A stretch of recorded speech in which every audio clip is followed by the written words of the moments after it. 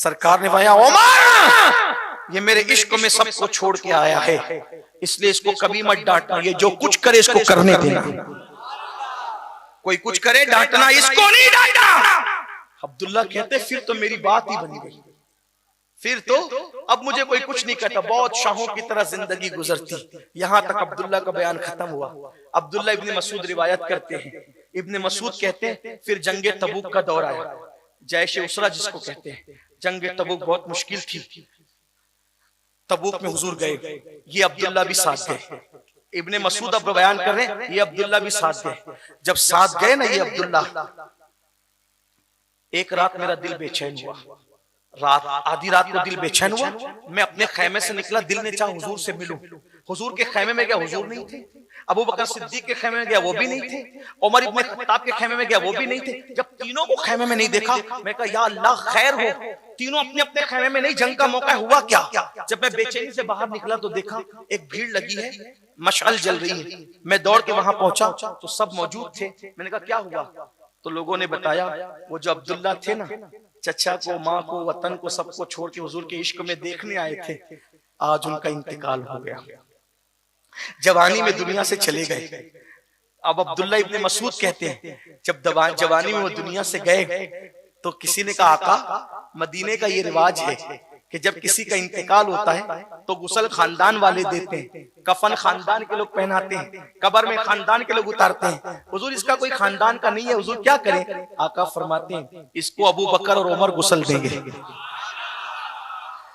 इसको अबू बकर और उमर कफन पहनाएंगे। मेरी कौम के जवानों, सबको दिल दे के देखो, उनसे भी इश्क करो। क्या मर्तबे मिलते इश्क करने वालों, क्या मकाम मिलता है इश्क। अगर दिल में इश्क पैदा करना है, कसरत से दुरूद शरीफ पढ़ो, इश्क पैदा होगा।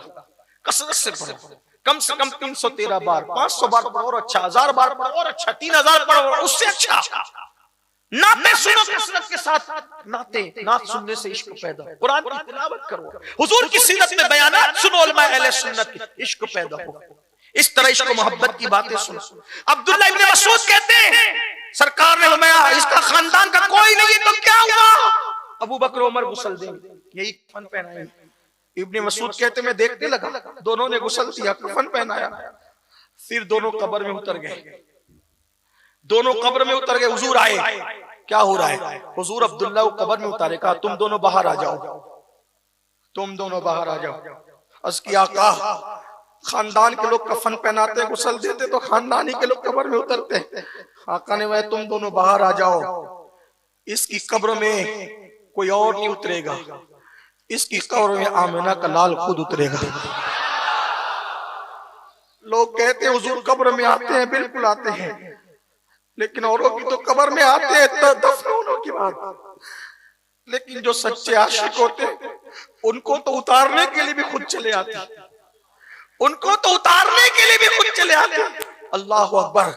अब्दुल्ला इब्ने मसूद कहते हैं हुजूर कब्र में उतरे और अपने दोनों हाथों को यूं दराज करके अब्दुल्ला को अपने हाथ में लिया, अपने हाथ में लिया और फिर कफन हटाया। कफन हटाकर अब्दुल्ला का चेहरा देखा।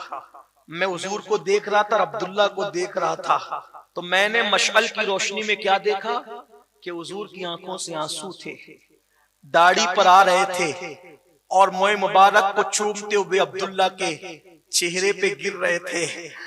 उस वक्त मैं किसी पे रश्क नहीं करता था, मैं किसी पे रश्क नहीं करता था। उस वक्त दिल पकड़ के मैं कह रहा था काश इस अब्दुल्ला की जगह मैं मर गया होता, क्योंकि कोई नमाज लेकर जाएगा कब्र में, कोई रोजा लेकर जाएगा, कोई जिहाद का सवाब, कोई शहादत ले जाएगा, कोई शहादत का खून ले जाएगा।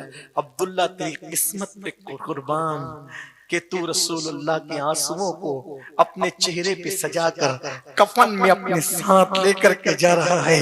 मैं यही रश्क कर रहा था काश इसकी जगह मैं मर गया होता, तो कफन में हुजूर के आंसू ले जा, हुजूर के आंसू ले जा, हुजूर के आंसू। इश्क वालों को मकाम के मिलते, उनके लिए कुछ छोड़ना पड़ता, गुनाह छोड़ दो उनके लिए, जो चीज उनके दिल को तकलीफ पहुंचाती वो सब छोड़, फिर हुजूर हम पर भी ये करम करे। बीमार पड़ोगे तो तुम देखोगे आज भी जब तुम बीमार पड़ोगे तो देखोगे कि वो तुम्हारी बाली के सहारे मौजूद है। तुम्हारे आंसू निकलेंगे तो तुम देखोगे कि वो अपनी आंसू से तुम्हारे आंसू खुश्क कर रहे हैं। सरे बाली उन्हें रहमत की अदा लाई, हाल बिगड़ा है तो बीमार की बनाई। आज वो ऐसे ही कर्म करते हैं। फिर अब्दुल्लाह इब्ने मसूद कहते हैं हुजूर के आंसू में देखकर रश्क कर रहा था, उससे बड़ा मंजर मैंने देखा। हुजूर ने उनका लाशा उठा दिया और उठाकर कहा मौला तू गवाह रहना, मैं इससे राजी हूं, तू भी इससे राजी हूं। ये मेरे सहाबा में मेरा ऐसा सहाबी है, ये मेरे सहाबा में ऐसा सहाबी